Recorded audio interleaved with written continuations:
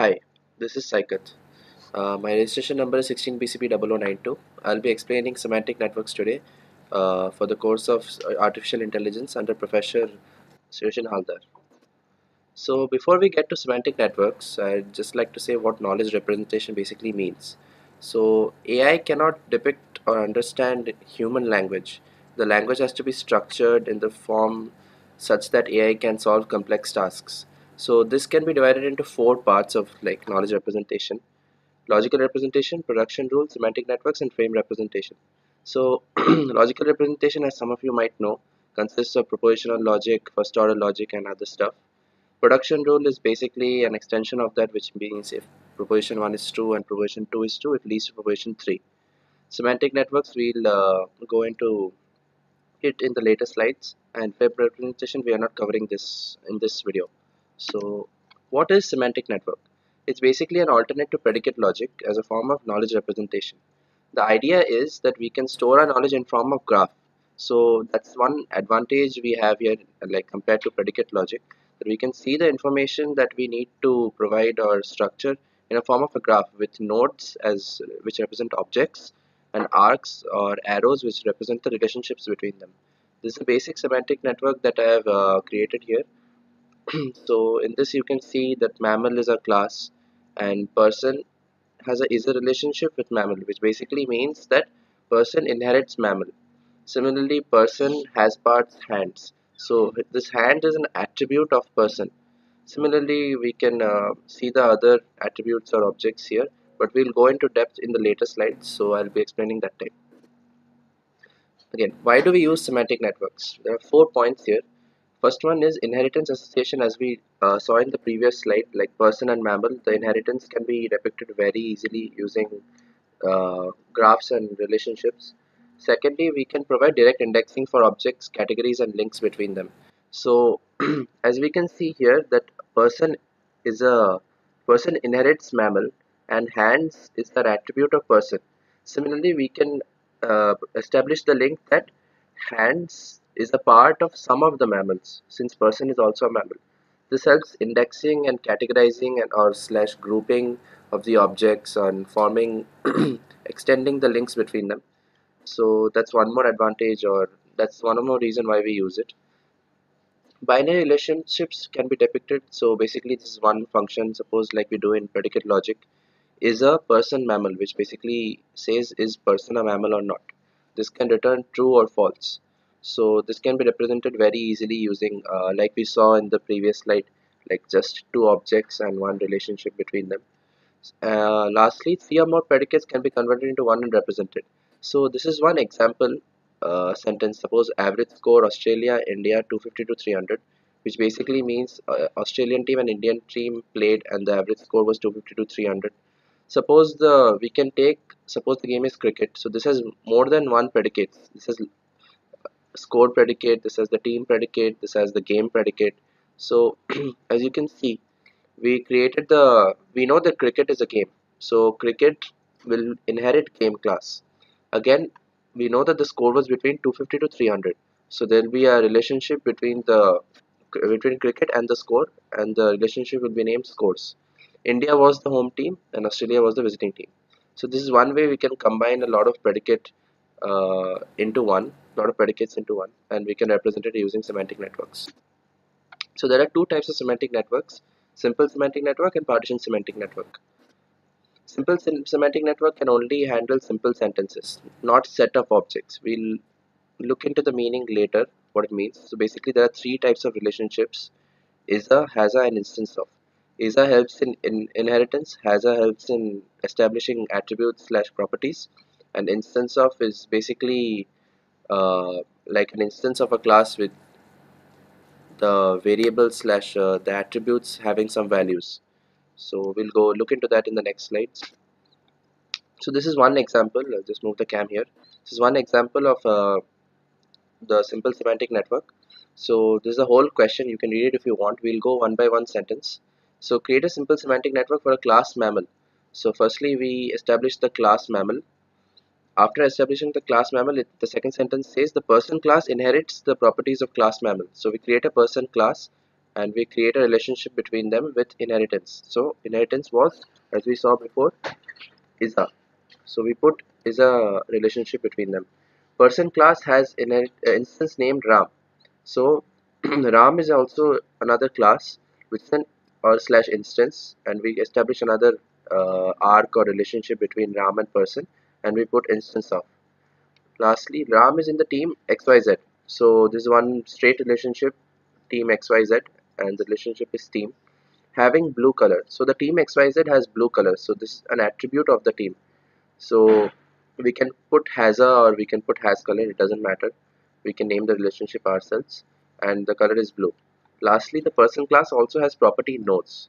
So we create another property nodes or slash class or object, and we put a has a relationship between person and nodes as, and that's all the solution is for simple semantic network.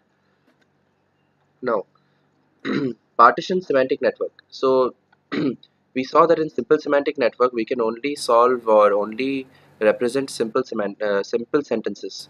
We cannot represent sentences which have quantifiers or which deal with uh, a set of objects. So what happens here is they allow to represent difference between description of individual object or process and the description of a set of objects. The set description involves quantification, which basically means users of quantifiers. So if this is too confusing, what it basically means is we have a network, we break it down into spaces which consists of groups or partitions of nodes and regard each space as a node. So then we can form relationships between them. We'll see all of this later on in examples. So this suppose representation of complex sentences with quantifiers. So these are the steps here. We don't need to remember all of this. I'll explain everything. So first example, every batter hit a ball. Firstly, what we need to do is we need to find the objects here. So here the objects are batter, hit and ball. So we create classes for all the objects and we create one instance or one inheritance object for each of them. So B inherits batter, H inherits hit, C inherits ball, which basically means that this represents batter, all the objects in batter. So next what we need to do is we need to see what forms the general sentence. So for general sentence it is GS and we inherit GS in G as G. Now while forming the sentence we have to check for two things, every and the. So here there is no the keyword in the sentence and hence we know that the full sentence will be enclosed in the form, and hence we create a full rectangle enclosing all the three B, H and C. By the way, B to H, H to C, the arrow will depend basically based on the order in the sentence. So batter, hit and ball, this is the order. So B to H, H to C. After resolving the form, so basically we put an arrow between G and this big rectangle and write form over it. After this, the last step is to resolve the quantifiers. So the quantifier here used is only every. So every basically means every, all these mean for all. So the in this sentence, every batter. So here it only means for all batter. So there's a relationship between G and B and the relationship is for all. This is connected directly to G and not to any other part in the sentence. Example 2. All batter like the pitcher. So here exactly same thing. Batter like and pitcher. Batter like and pitcher. We extend the instances B, L, P. After this we have the form. We need to check the form. So while checking the form, we need to see where the is present. So here as we can see the is present only before pitcher. So this is one part of the sentence and this is another part of the sentence. So while forming the general sentence, the form will only include this part, batter and like, and hence we put a rectangle there and G to arrow there and here form. And next we need to resolve the quantifiers. The only quantifier here is all batter, for all batter. So there is a relationship between G and B and the relationship is for all. That's all. And we always enclose in every semantic network, the partition semantic network, we put SA, which means seen. So next example is all batter hit every ball. All and every both mean for all quantifiers. So here it's easy, batter hit and ball. So BHC, this part is same. After that we need to see the form. There is no the present, so the entire sentence is present in the form. So entire rectangle. After this we need to resolve the quantifiers. The two quantifiers here are for all batter and for all ball. So G to B and G to C and both relationships have for all. So one more example is the dog bite the mail carrier. So basically here mail carrier is one object, bite is one object, and dog is one object. We can assign roles here, as you can see, assailant and victim, but these are not necessary. If you have the information, if it's evident, then it's good to provide it. So dog, bite, and mail carrier, three classes are there. We put three instances of the class, or three inheritance objects of the class, and then after that we need to see the form of the general sentence. Since the is present before all the objects here, we cannot form the general sentence, as in the rectangle will not enclose anything, and since it cannot enclose anything, there's no point of putting G and GS here. And after that we need to resolve the quantifiers. Since there are no quantifiers here, there is no for all, there is nothing here. Since so there will be no relationships here. This is the final answer. So there's one more example. Every dog has bitten a male carrier. So here it's the same as the last thing, except there's a quantifier here and there is no the. So dog bitten male carrier we can write. By the way, the bitten will be resolved to bite because it always resolves to its base form. So dog bite male carrier, get the instances, put the arrows based on the order in the sentence, dog bite male carrier. So D to B, B to M. After that, see, check for the while forming the form. There is no the here, so we enclose the entire thing in rectangle. After this, resolve quantifiers. There is only for all dogs or every dog. So G to D for all. So one more problem we can solve is, I'll just explain this. One sec. Yeah. So the dog Cooper has bitten the postman Charlie. So basically, what we need to do is, first thing we need to do is form the scene. So SA here. Next thing, find the objects dog, bitten, postman. Three classes: dog, bite, postman. Dog, bite, postman. Next thing what we need to do is we need to form the instances. So here we won't have separate names like D, B and P. Here the instance name is given Cooper, postman name is given Charlie. So we just put the instance names. This will be Cooper, this will be Charlie. Byte nothing is given obviously, so byte will be normal. So Cooper, byte B, postman, Charlie. So after this we need to put the arrows. So dog, byte, postman. So that's the order.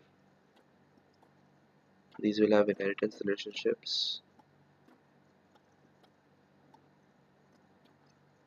So we can put is a is a is a.